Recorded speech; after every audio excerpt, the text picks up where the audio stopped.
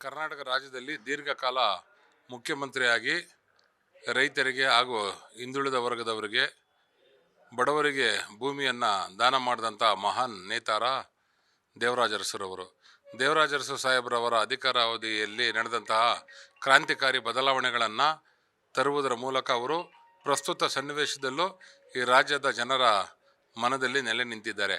ಆ ನಿಟ್ಟಿನಲ್ಲಿ ಆ ಹಾದಿಯಲ್ಲಿ ಸಾಗಿ ಬಂದಂತಹ ಮತ್ತೊಬ್ಬ ವ್ಯಕ್ತಿ ಅಂದರೆ ಅದು ಮಹಾನ್ ನಾಯಕರಾದಂಥ ಶ್ರೀ ಸಿದ್ದರಾಮಯ್ಯನವರು.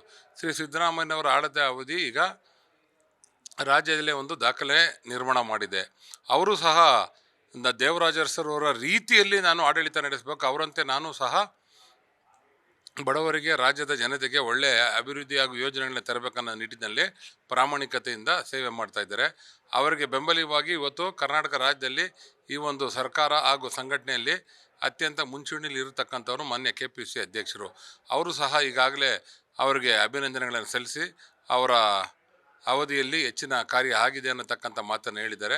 ಆ ನಿಟ್ಟಿನಲ್ಲಿ ಇವತ್ತು ನಾವೆಲ್ಲ ಕಾರ್ಯಕರ್ತರು ಸೇರಿ ಇವತ್ತು ಪಕ್ಷದ ನಾಯಕರು ಶ್ರೀ ದೇವರಾಜ ಅರಸುರವರ ಸ್ಮರಿಸುವುದರ ಮೂಲಕ ನಮ್ಮ ನೆಚ್ಚಿನ ನಾಯಕರಂಥ ಸಿದ್ದರಾಮಯ್ಯ ಸಾಹೇಬರವರ ಈ ಒಂದು ಸಾಧನೆಗೆ ಅಭಿನಂದನೆಗಳನ್ನು ಸಲ್ಲಿಸಿ ಸಿಹಿ ವಿತರಿಸುವುದರ ಮೂಲಕ ಸಂಭ್ರಮಾಚರಣೆಯನ್ನು ಮಾಡಿದ್ದೇವೆ.